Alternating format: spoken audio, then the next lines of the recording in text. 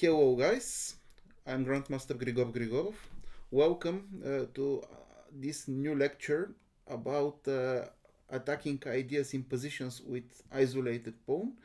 Now we're going to focus on a very important attacking idea, knight sacrifice on f7, and this is not so familiar attacking approach, and I'm sure that you will be able to apply it in many of your games. But even though it looks a bit simple and mostly matter of calculation, there's certain general principles that you should follow in order to illustrate these important reference points. I would like to share with you one very instructive classical example. This is the game Rubinstein Amos Bern.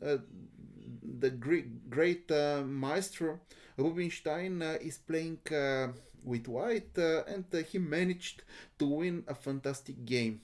So you will see how deep was his understanding of the positions with isolated pawn. So let's stop wasting time, and we can start looking at the game. d4, d5, knight f3. We see a normal queen's gambit declined, but here instead of the classical bishop g5, white preferred to play e3. So if black plays c6 now, we are going to get a semi-swath defense. But black played bishop e7. In those times, developing the pieces in this way was always natural. So bishop d3, short castle, short castle. Now we are away of theory, and here what matters is the understanding of the arising pawn structures. So d takes c4, bishop c4, c5, queen e2. Probably some of you remember from my previous lectures that in such kind of positions the move knight d7 turns out to be premature, because black will have some problems regarding the development of the c8 bishop. In general, black would like to play a6 followed by b5 and bishop b7, but now white has the move a4 at his disposal, and then the b4 square is weak, but the knight being on d7 is far away from the b4 square. That's why black cannot make use of this b4 square. Probably some of you remember the example Pulgaevsky-Lutikov that continued c takes d4, e takes d4, knight b6, bishop b3, now bishop d7, rook d1, and okay, I think it was even knight e5, but then Pulaevsky followed with rook d1, rook d3, the so-called rook lift that has been examined in the previous videos. So queen e2, now knight b6, bishop b3. Basically, we got the same position, but here instead of knight e5, Rubinstein played the subtle rook e1. Okay, he is not going for the rook lift after knight e5, rook d1, rook d3, but this move, rook e1, is logical as well. But because, as we are going to witness a bit later, in such kind of positions, the pressure along the e file can be very significant. So, bishop c6, knight e5. You see that already there are some possibilities of sacrificing the knight on f7, and then queen takes e6. In general, I will tell three very important factors that you should take into consideration when calculating the knight sacrifice on f7. Such sacrifices usually work when three conditions have been completed. First of all, your white squared bishop should be on the diagonal a to g8, and the opponent's white squared bishop shouldn't be on the diagonal c8 h3.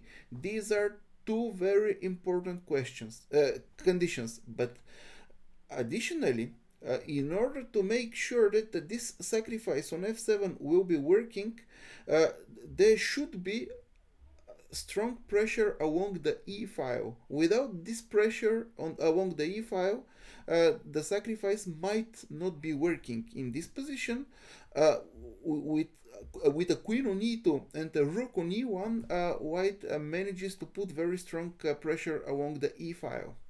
That's why black should always recon with this idea. Here, in order to stop such ideas, black played bishop d5, but I don't think that this move is good, because now white will take the bishop, and his b3 bishop will be unopposed. Probably better would have been to take the pawn immediately and go for this sequence: knight f7, rook f7, queen e6, and here bishop d5. Okay, now we go by force into this line, bishop e3. I will not comment on these obvious moves. So queen takes b2, rook b1. Now we take back. At the end of the day, we reach an endgame in which white has an extra pawn. He will be playing for a win, of course. The game is not over, but theoretically speaking, this endgame should be a draw.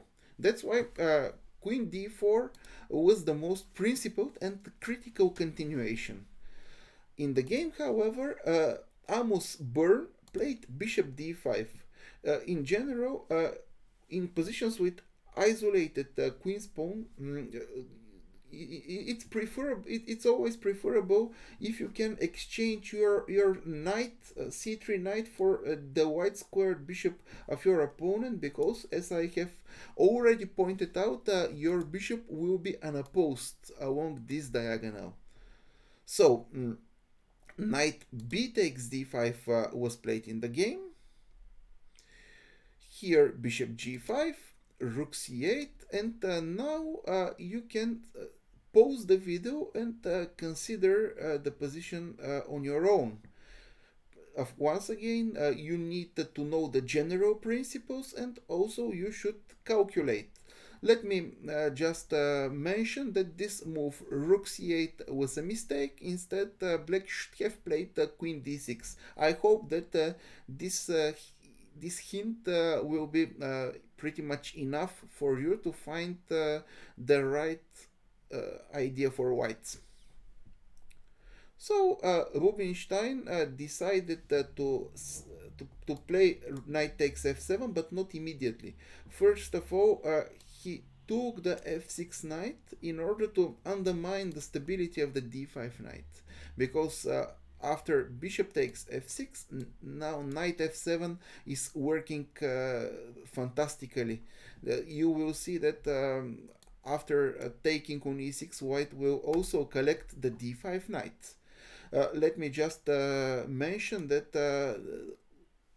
regardless of what black does in this position, he will get this knight f7 sacrifice. For example, after knight f6, once again knight f7, and you see that after rook f7, queen takes e6, black cannot prevent white from executing his threats, because now there are two threats: queen takes f7 and queen takes e7. Let's say after queen f8, thanks to the pressure along the e file, we will take the bishop, and as you can see, the rook cannot escape, so black can already resign in this position. Of course, the move g takes f6 does not help here, because before taking on f7, white can even give a check, and once again we see the same idea. So black is helpless in this position. Okay, let's get back to the game. The opponent of Rubinstein took with the bishop. Bishop takes f6. Now, knight takes f7. Rook takes f7. Queen takes e6. And you see that it's not no longer possible to parry the threats along this diagonal a to g8. So bishop d4 was played in the game. Bishop d5, bishop f2, king h1. Black has nothing to do. Queen f8. Here, pretty much every move wins. Rubinstein preferred to play rook f1 with threatening rook f2 or queen f7, queen c2, rook c2, sorry, rook c1, exchanging the last active piece of the opponent. And here, black resigned because there are multiple threats. First of all, rook c8 is in the air, and secondly, queen f7, rook c8 is another threat. That's why black resigned in this position. Let me repeat the main conditions that you should take into account before going for the sacrifice knight f7. First of all, your white squared bishop should be on the diagonal a to g8, and there should be no bishop on the diagonal c8 h3. And very important, make sure that you put enough pressure along the e file. If all these three conditions are completed, most probably the move knight f7 will be working. But for sure, you cannot play it automatically, and you should calculate everything, because there is nothing more important in chess than the ability to calculate. In any case, however, our knowledge of basic principles makes the calculation a lot easier. Thank you for your attention. In the next lecture, I will explain another very important attacking idea, and namely the advance f4, f5. Thank you. Thank you for watching.